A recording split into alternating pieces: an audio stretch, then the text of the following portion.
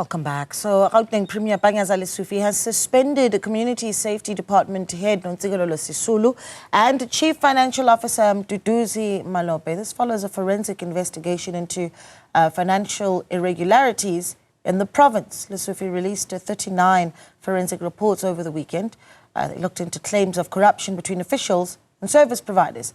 Last month, Lesufi removed 3 HODs after they failed to comply with lifestyle audits. Gauteng provincial government spokesperson, Mr. Vuyo Mhaga, joins us for more details on this. Mr. Mhaga, a good evening to you. Thank you so much for joining us. I know that these forensic audit reports, these investigation reports, 39 of them is quite a bit of data for us to weave through. But talk to us about particularly the importance of us seeing the suspension of these 2 officials, HOD Nontsikelelo Sisulu and Chief Financial Officer Mduduzi Malope.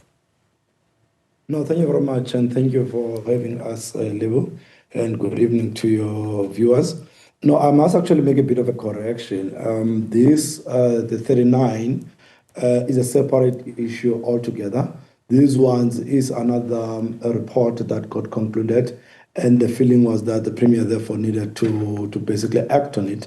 As you'll know, that since he arrived, he's been quite consistent, either issuing the reports or being guided by the Gauteng Ethics and Advisory Committee on what to act, and also obviously instituting some lifestyle auditors. You have basically done that. So this is just a continuous work to really bring confidence to the residents of Gauteng insofar as the ethics governance is concerned.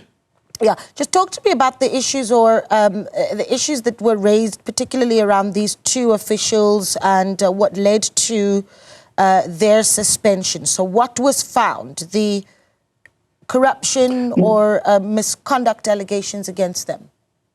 No, it's really the breach of the PFMA and obviously maybe some of the areas, a lack of sight on some of the things, in particular on the issue that will have been raised some time back, I think by News 24, in terms of the accommodation where the traffic wardens were basically trained.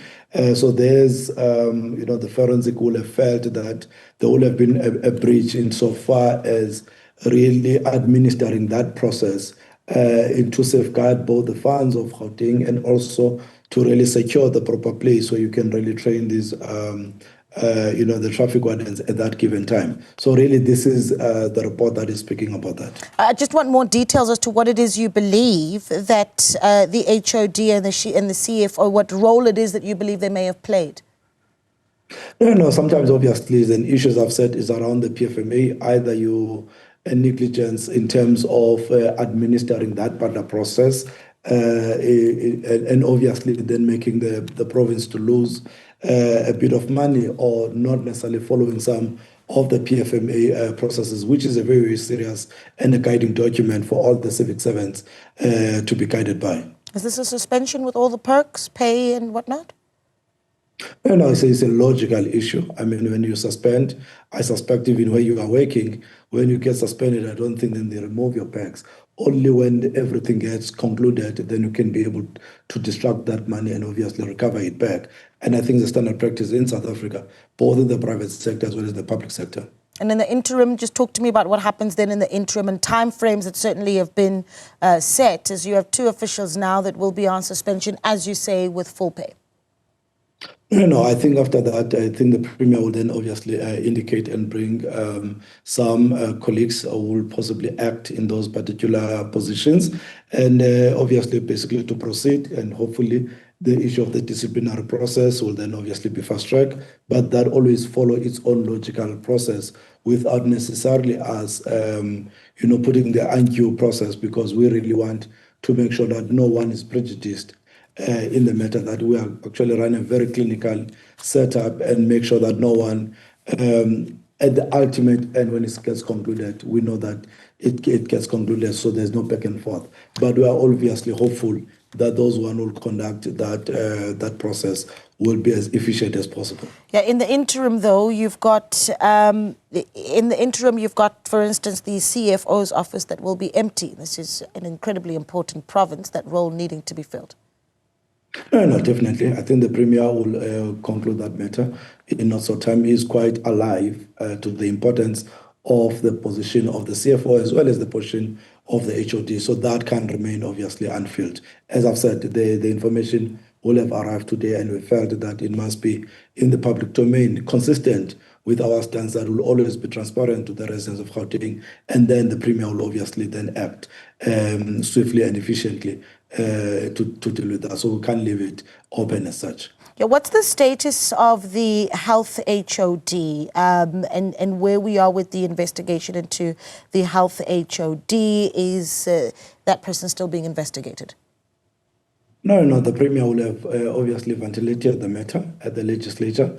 What we are currently working on is to finalize with the institutions that are really doing the lifestyle audit around that, which they have requested a bit of time, and obviously will have then granted that particular part, which is the Premier, so that without necessarily rushing some of the stuff. So we'll attend to that as soon as everything is actually concluded. As we have always said historically, we only deal with matters that are concluded.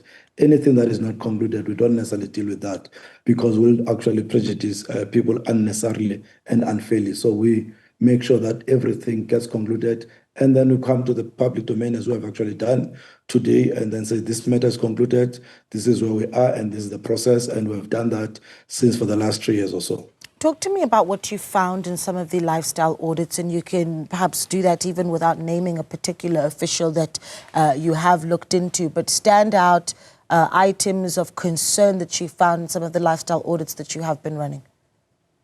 No, I think, the basics part of it is that what you obviously earn, and obviously the assets that you actually acquire in terms of your lifestyle, and all that, if there's congruence or there's no there's a disjoiner there, and obviously then there's a much more better probe by the state security in terms of explaining yourself, how did you acquire these, the monies that come to your account, where do they come from, and all that.